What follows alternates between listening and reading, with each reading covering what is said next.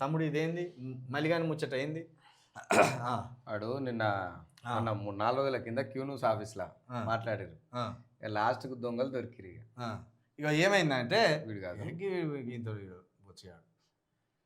ఇగో ఇగో మన ఆఫీస్ మీదకి దాడికి వచ్చింది ఈ వ్యక్తితో పాటు 8 మంది వ్యక్తులు వచ్చింది. ఈయన చరిత్ర ఏంటంటే ఈయన చరిత్ర చెప్తా. ఫస్ట్ ఈయన చెప్తా.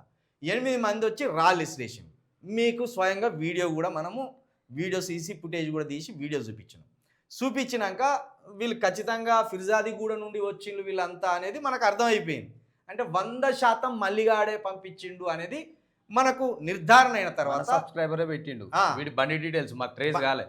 ఈ బండి డీటెయిల్స్ మనకు ట్రేస్ కాకపోతే ఒక సబ్స్క్రైబర్ కుక్కటిపల్లిలో ఉన్న మన సబ్స్క్రైబర్ మనకు చూసి అన్న బండి నెంబర్ మీరు తప్పు కొడుతున్నారు, ఇది బండి నెంబర్ అని పంపిస్తే ఆ బండి నెంబర్ తోటి ఈ దొంగల డీటెయిల్స్ మొత్తం తీసి ఈ దొంగలు ఎక్కంచెలు వచ్చిన అనేది మొత్తం రాబట్టినాక సక్కా నాగూల్ పోలీస్ స్టేషన్ పోయి కేసు పెడదామని పోయే వరకు మాకు కొత్త విషయం తెలిసింది.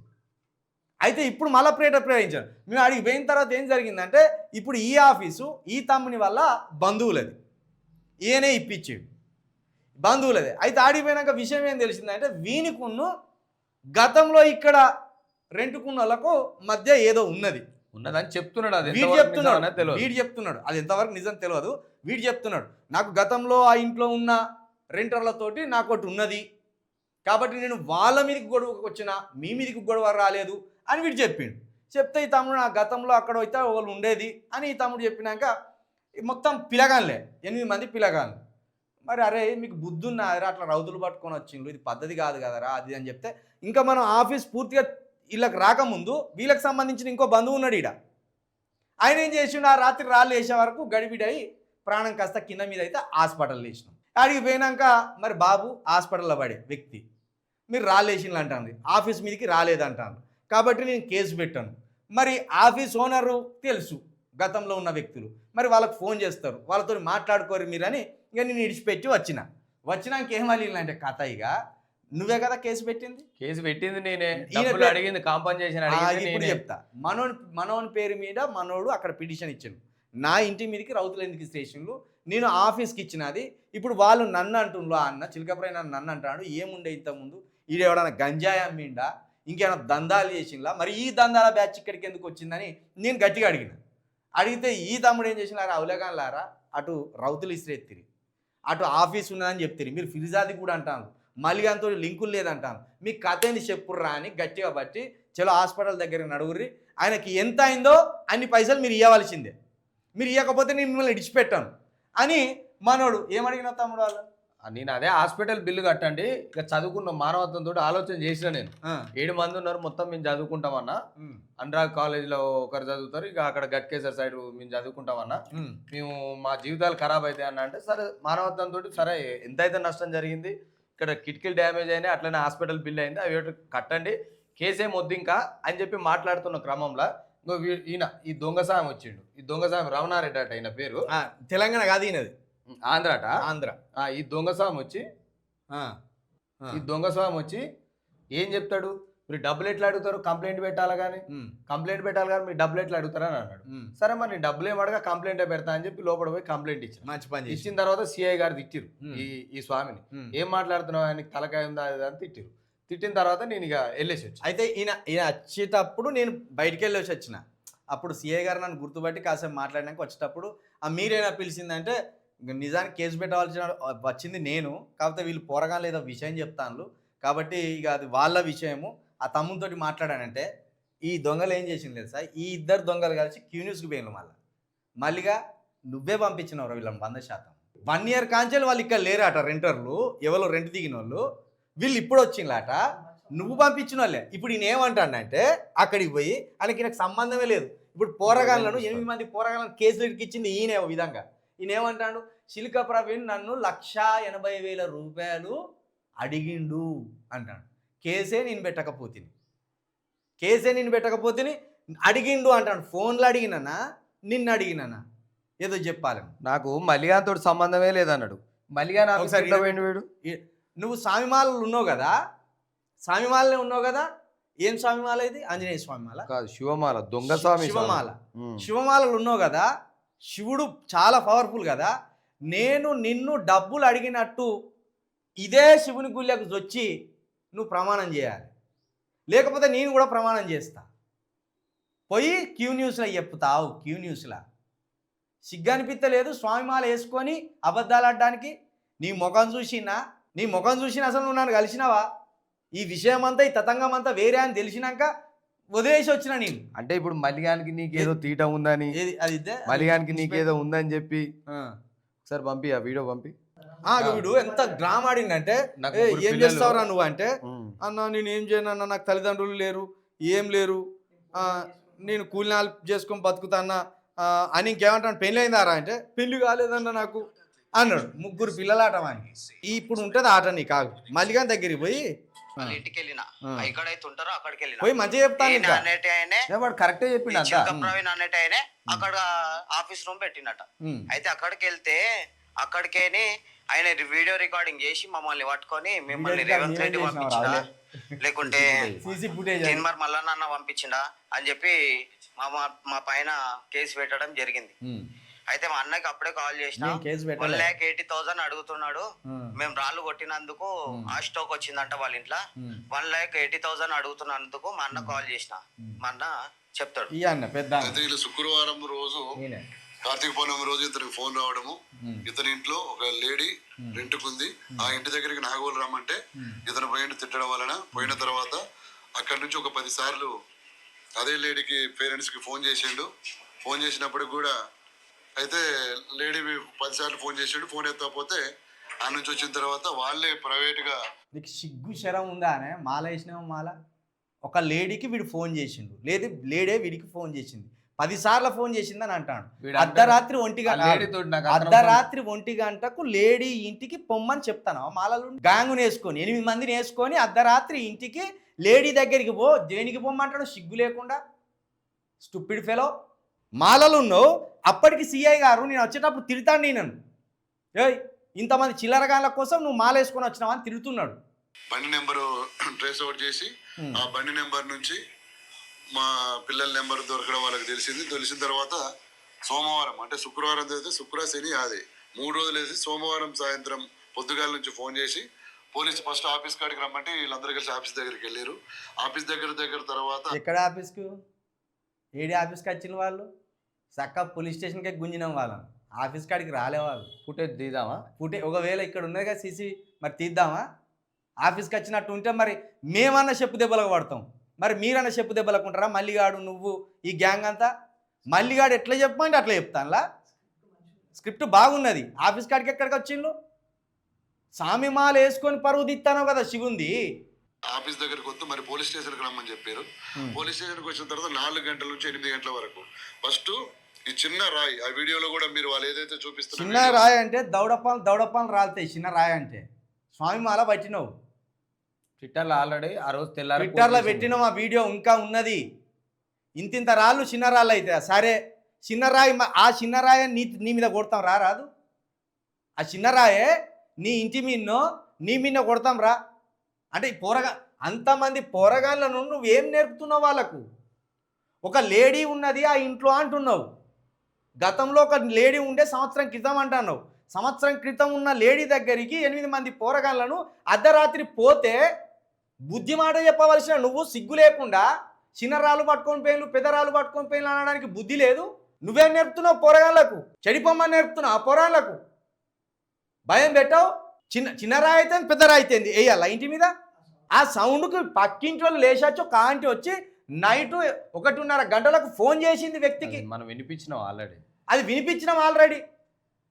చుట్టుపక్కల ఉన్న వాళ్ళు భయభ్రాంతులు చెంది 8 మంది ఎప్పుడు లేంది ఈ రౌడీ ముండా కొడుకులు ఇక్కడికి ఎందుకు వచ్చిండ్రు, ఎవరు వీళ్ళని వాళ్ళు ఫోన్ చేసిండ్రు. ఈ వ్యక్తి ఓనర్ కాబట్టి, వీళ్ళ బంధువులే ఓనర్ కాబట్టి దాన్ని సమర్థిస్తున్నావు. పోరగాళ్ళు చేసిన గంజాయి దాగి గంజాయి తోటి ఇష్టం ఉన్నాడు చేస్తాను చిన్న రౌతులా. మరి గింతే రౌతు తీసుకొచ్చి నీ తల మీద కొడతా, ఇస్తావా అవకాశం? ఆ వీడియోలో చిన్న రాయి గోడకేయడం జరిగింది. గోడకేస్తే ఆ రాయి లోపల ఉన్న పెద్ద మనిషికి హార్ట్ స్ట్రోక్ వచ్చిందంట. సుమిత్ర హాస్పిటల్ అడ్మిట్ చేసినాము. 1,00,080,000 రూపాయలు ఇస్తే మీ మీద కేసు లేకుండా చేస్తామని చెప్పేసి అప్పటి వరకు ఆ పోలీస్ స్టేషన్ బయట పంచాయతీ పెడుతుంటే అసలు ఏం జరిగిందని నాకు భయపడి ఫోన్ చేస్తే నేను పోయినప్పుడు ఎవరు మీరు నేను ఫోన్లో అడిగినప్పుడు చిలకా ప్రవీణ్ అని చెప్పాడు.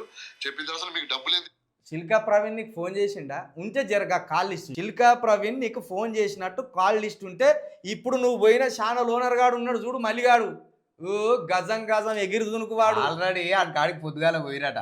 పొద్దుగాల ఆనకాడికి పోతే మల్లిగానికి ముచ్చట చెప్తే మీరు రాలేసి మీరు కదా అని చెప్పి తిట్టిరట. ఆడు ఉన్నోళ్ళ చెప్పారు, తిట్టిరట. లాస్ట్కి ఏమైందంటే వాడు ఇక నేను చెయ్యను, వీడియో మాట్లాడిపోరని పంపించారు. గతావల చిలక ప్రవీణ్ తీర్మార్ మల్లన్న పేరు చెప్పి దందాలంటే కింద 200 కామెంట్లు వచ్చినాయి. మొత్తం మల్లిగానే తిట్టిరు.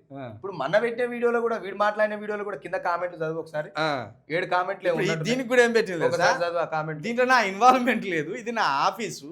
నా ఆఫీస్ మీద రాళ్ళెత్తే ఏదో ఇంత ముందు ఉన్న రెంటర్స్ తోటి గొడవ ఉన్నదని చెప్తే పెట్టింది.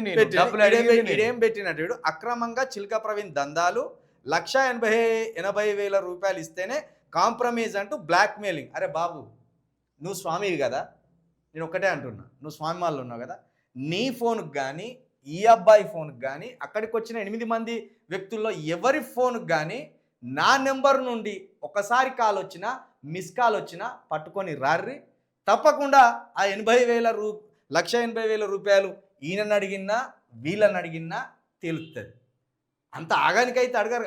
కాల్ చేసినని ఈయన అంటాను, ఏమంటాను, లోపల ఉన్న పెద్ద మనిషికి కాల్ చేసిందని ఈయనే అంటాను. సుమిత్ర హాస్పిటల్లో అడ్మిట్ చేసినాము. 1,00,000 రూపాయలు ఇస్తే మీ మీద కేసు లేకుండా చేస్తామని చెప్పేసి అప్పటి వరకు ఆ పోలీస్ స్టేషన్ బయట పంచాయతీ పెడుతుంటే అసలు ఏం జరిగిందని నాకు భయపడి ఫోన్ చేస్తే నేను పోయినప్పుడు ఎవరు మీరు నేను ఫోన్లో అడిగినప్పుడు చిలకా ప్రవీణ్ అని చెప్పాడు.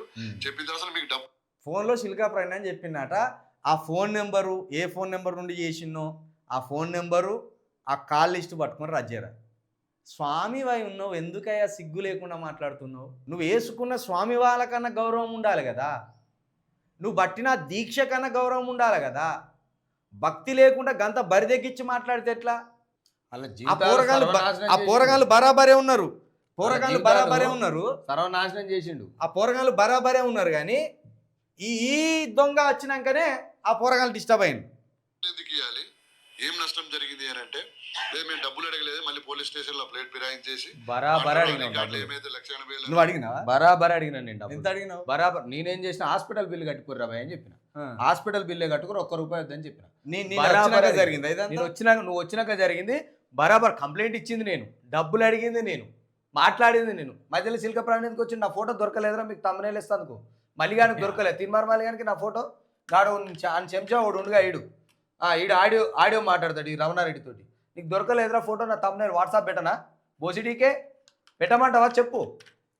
నాది ఒకటి గతంలో 4 years కింద ఒకటి కేసు అయింది మల్లిగాన్ తాను ఉన్నప్పుడు. ఏం కేసు అది? మల్లిగాన్ దగ్గర ఉన్నప్పుడు. మల్లిగాన్ దగ్గర ఉన్నప్పుడే మన యాచారం మండలంలో ఆవు బొక్కలకు సంబంధించింది ఒకటి హోమ్ మినిస్టర్ది కేసు. అయితే వీడాట మా ఊరికి పోయాట, మొత్తం ఆ వార్తలు అప్పుడు పడ్డ వార్త క్లిప్ తీసుకొని అని ఛానల్లో పెట్టి ఏమైతుందిరా, అది కొట్టేసిన కేసు 2 సంవత్సరాలు అయిపోతుంది. అంటే మాట్లాడితే ఇక ఈ చరిత్ర తీస్తాం, బ్లాక్మెయిల్ చేస్తాం, గిదే ముచ్చట నైగిల్లది. మల్లిగాంధీ కావచ్చు, ఈంది కావచ్చు. ఇప్పుడు వీళ్ళు ఈ హాస్పిటల్ ఛార్జీలు ఇస్తానరా?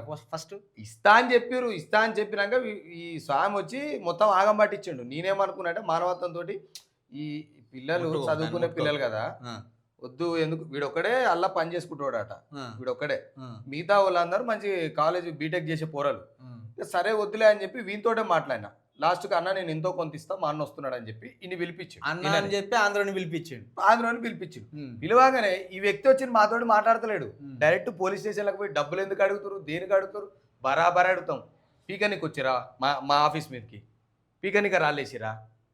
అయితే గతంలో నీ మీద 2 సార్లు దాడి జరిగింది కదా. ఆ పెద్ద వ్యక్తి ఏం టెన్షన్ పడ్డాడంటే, గతంలోనే చంపడానికి వచ్చారు, ఇప్పుడేమైనా చంపడానికి వచ్చారు ఏమైనా భయపడి కొంచెం బీపీ హై బీపీ అవడం వల్ల అదే రోజు విజయ్ నేను కలిసి పోయి ఆ రోజు నైట్ హాస్పిటల్లో జాయిన్ చేస్తే డబ్బులు అడిగినారా, బరాబర్ అడిగినా. ఇది సెటిల్మెంట్ ఎట్లయితుందిరా, డిమాండ్ ఎట్లయితుందిరా, అది నష్టపరిహారం అవుతుంది. సరే వీడొచ్చి ఈ స్వామి వచ్చి వీళ్ళని కాపాడమని ఇక కేసులో చూస్తా, ఆల్రెడీ కోర్టుకు పర్మిషన్ పోరగాళ్ళేమో కోర్టు చుట్టూ తిరుగుతా అంటాడు. తిరుగుతారు ఇక. ఈ పెద్ద మనిషి ఏమో పోరగాళ్ళు కోర్టు చుట్టూ తిరుగుతా. నేను ఇచ్చిన పిటిషన్ కంప్లైంట్ కోర్టు పర్మిషన్ పెట్టిరు, అది బేలబుల్ అఫెన్సా నాన్ బేలబుల్ అఫెన్సా అని చెప్పి కోర్టు పర్మిషన్ రాగానే ఇక్కడ అర్థమైంది ఏంటంటే ప్రజలారా 100% మల్లిగాడే పంపిండు వీళ్ళని, నో డౌట్.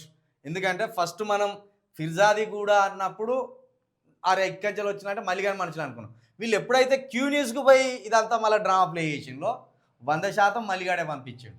ఇంక ఇక్కడ జరిగిపోయే కథ ఏంటంటే మల్లిగాడు ఈ విషయం చెప్పడానికే భయపడ్డాడు. వాడు బామ్మ ఈ విషయం నేను పట్టుకుంటే యాక్చువల్గా మార్నింగ్ న్యూస్లే చెప్తాడు. ఎవడైనా బాధితులు వస్తే మార్నింగ్ న్యూస్లో వచ్చి శిల్కప్రావి నీ దందాలు చేసిండట అని చూపిస్తాడు. సపరేట్ వీడియో మళ్ళీ దందాల జోలికి కానీ ఈ లంగల జోలికి కానీ ఈ దొంగల జోలికి కానీ నేను పోను. అది నీకు అలవాటు రా. మళ్ళీ నా ఆఫీస్కు రాకపోతే అసలు ఇంకా కేసు కూడా పెట్టలేదురా. ఫస్ట్ వీళ్ళు ఈ పోరాడు ఒక్కడి విడిచిపెడితే ఆ నలుగురు పోరగాళ్ళు కూడా ఐటీఐ చదువుతానట, వాడు బీటెక్ ఏదో చదువుతానట. చూసారే నిజంగా మల్లిగాడు పంపించలేదా అంటే అమ్మతోడన్నా మల్లిగాడు పంపించలేదంటే ఇక బోర్రా బతుకుర్రా అని అనికి సప్పుడే కొత్త అంటే వీడు ఈ విషయం చెప్పే వరకు అమ్మ నా ఇంటి మీద రాలేదు తారు, అది మా బంధువులు ఇల్లు అని మనోడు గట్టిగా పట్టుకున్నాడు. ఇక గిదీనికి మల్లిగాని దగ్గరికి పోయి మీరు ఫిర్యాదు చేస్తే నా ఎంటిక కూడా వనకది. ఇంకా మంచిగా ఆల్రెడీ ప్రిపేర్ అయ్యి వచ్చే పెట్టుకున్నావు లేదు. ఇక్కడ ఇంకెంత మంచి జరిగిందంటే మనకు ఇది మాకే మంచి జరిగింది. ఇది ఎందుకు మాకు మంచి జరిగిందంటే 100% మల్లిగాడు పంపించిన గుండాలే వాళ్ళు. అంత గంజాయి బ్యాచ్ అది. ఒక్క సిగరెట్ 6 తాగినలంటే అది గంజాయి ఏదా రేపు కోర్టుకు పోయినాక మీ శవడాలు తీస్తాడు. సిల్క ప్రవీణ్ 2 లక్షలు అడిగిన దానికి ఈయన బాధ్యత వహిస్తాడు. ఆ ఫోన్ కాల్ ఏమన్నా ఉంటే జర అది పట్టుకొని రారా. సిల్క ప్రవీణ్ పేరు తెలుసు కాబట్టి సిల్క ప్రవీణ్ మీద నెట్టేయాలి. మళ్ళీగా ఎట్లా సిగ్గు అనిపించలేదురా. మరి 8 మంది ఎందుకు పోయిన రావాలి ఇంటి మీద? కానీ 4 దెబ్బలు వేసి పెద్ద మనిషి ఇప్పుడు ఎమ్మెల్సీ అయినావు, బుద్ధి మాట చెప్పే స్థానంలో ఉన్నావు, పైగా చట్టసభల్లో ఉన్నావు, ఇజ్జత్ కూడా చట్టసభల్లో ఉన్నావు. ఇట్లా పోయి ఇండ్ల మీద రాళ్ళేసుడు లేకపోతే ఆఫీసుల మీద రాళ్ళేసుడు ఇట్లా గంజాయి తాగుడు తప్పురా అని చెరో దెబ్బ కొట్టి పంపించేది పోయి ఇంకా ఆసామి చెప్పే దొంగ మాటలు ఇవి 2 కలిపి మిక్స్ చేసి ఇక నేను నిలబడితే వాడొచ్చి కనుక మాట్లాడితే విషయం చెప్తున్నప్పుడు కథ సిగ్గు అనిపించలేదు. ఇంకా దాన్ని సిల్క ప్రవీణ్ దందాలని పెడతావు. క్యూన్యూస్ ప్రేక్షకులకు మొక్కాలి. ఎందుకంటే నీ వీడియో పెట్టినప్పుడు వాళ్ళు ముందే పసిగడుతురు. పసిగట్టి ఆ కామెంట్లు అరే మళ్ళీగా నీ దొంగ మాటలు మాకు తెలుసురా అని చెప్పి నీ గురించి మాట్లాడుతున్నారు కామెంట్లలో. సిగ్గులేని విధవా.